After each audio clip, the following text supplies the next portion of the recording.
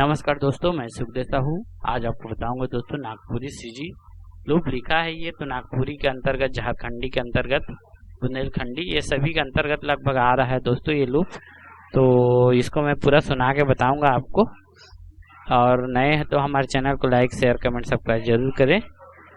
तो सबसे पहले अपना बीपीएम लगा लेंगे। 118 बीपीएम है, आप चाहें तो 120 भी में चल जाएगा ये।